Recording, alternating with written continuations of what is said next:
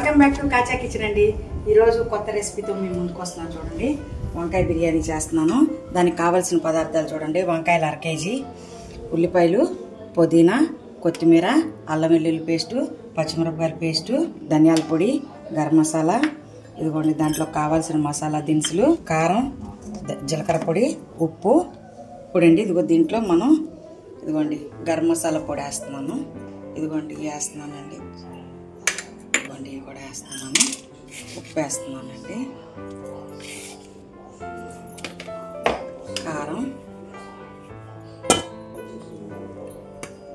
జీరా పొడి, పెరుగండి. ఇవన్నీ వేసి ఇలా కలుపుకోవాలండి. ఇలా పసుపు వేసుకున్నాం.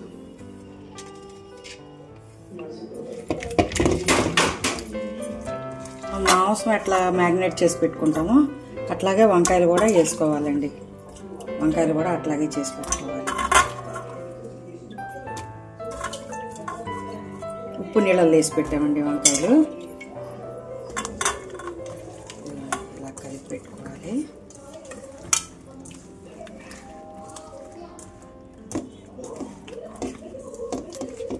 కాసేపు అలా ఉండద్దామండి.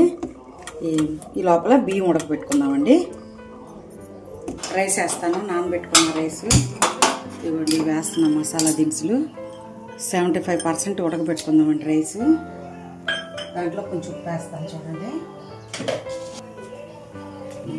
ఉప్పు వేస్తాను. బాగా తెరలేక బియ్యం వేద్దామండి. దీంట్లో కొంచెం నెయ్యి వేద్దామండి. ఇవ్వండి నెయ్యి అండి. బియ్యం పొడి పొడిగా ఉండాలి కదా, అందుకని నెయ్యి వేస్తున్నానండి. బ్రౌన్ ఆనియన్స్ వేయించుకొని ముందుగా తీసి పెట్టుకుంటున్నాను. ఇలా వేయించుకోవాలండి. మనం ముందుగానన్నా ఉంచుకోవచ్చు అండి వేసుకొని. మనకు అప్పటికప్పుడు కావాల్సినప్పుడు చేసుకోవచ్చు. ముందుగా చేసుకొని కూడా ఉంచుకోవచ్చు. ఎలా చేసుకున్నా బాగానే ఉంటుందండి. తీసేద్దామండి. నూనె వేస్తున్నాను చూడండి. నెయ్యి వేస్తున్నాను చూడండి. ఇదిగోండి నెయ్యి. నెయ్యి అంత వేసుకుంటే అంత టేస్ట్గా ఉంటుందండి. ఇదిగోండి నెయ్యి.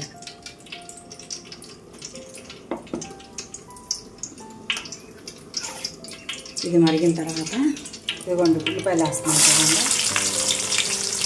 మసాలా దినుసులు ముందే వేసుకున్నాం కదా, ఉల్లిపాయలు వేస్తున్నామండి. ఉల్లిపాయలు బాగా మగ్గాక ఇవ్వాలి.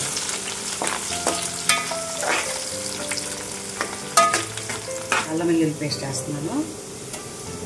తర్వాత పచ్చిమిరపకాయ పేస్టు, కొంచెం పుదీనా కొంచెం, కొత్తిమీర కొంచెం, మళ్ళీ తర్వాత పైన వేసుకున్నామండి.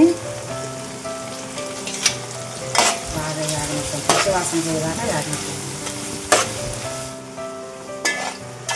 వంకాయలు ఈ పొయ్యి మీద ఉడకపెట్టాం కదా, వేపుకున్నాం కదా, అవి దీంట్లో వేస్తున్నాను చూడండి. ఇదిగోండి మసాలా అంతా కలిపి పెట్టుకున్నాం కదా. బాస్మతి రైస్ వేస్తున్నాం చూడండి. 75% ఉడికిన తర్వాత దాంట్లో వేసుకున్నామండి. అన్నీ వేసుకున్నాం కదా, మసాలా దినుసులు, నెయ్యి, అన్నీ, ఉప్పు అన్నీ వేసుకున్నామండి. 2 పొంగులు వచ్చాక ఆపేసేసి దాంట్లో వేసుకున్నాం. చూడండి వంకాయ అలా ఫ్రై అయ్యింది కదా, దాని మీద ఇలా దమ్ వేసుకోవాలండి. పక్క స్టవ్ మీద ఇలా వండుకొని ఇలాగ వేసుకోవాలండి. దమ్ వేసుకోవాలి. చాలా పొడి పొడిలాడితే బాగా వస్తుందండి రైస్. ఇప్పుడు దీని మీద కొంచెం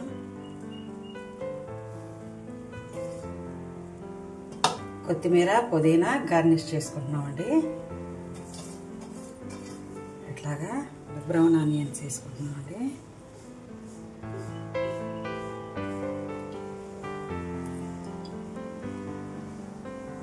కొంచెం నెయ్యి వేద్దామండి.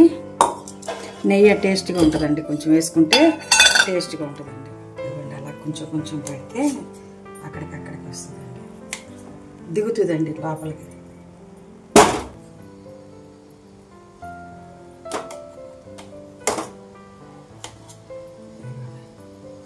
మూత పెట్టుకొని దమ్ పెట్టుకున్నాం చూడండి. ఇవ్వండి పెట్టుకోవాలండి. ఒక 10 నిమిషాలు ఉడికాక దించేసుకుందామండి. దమ్ తీసేద్దాం. చూద్దాము ఎలా ఉందో.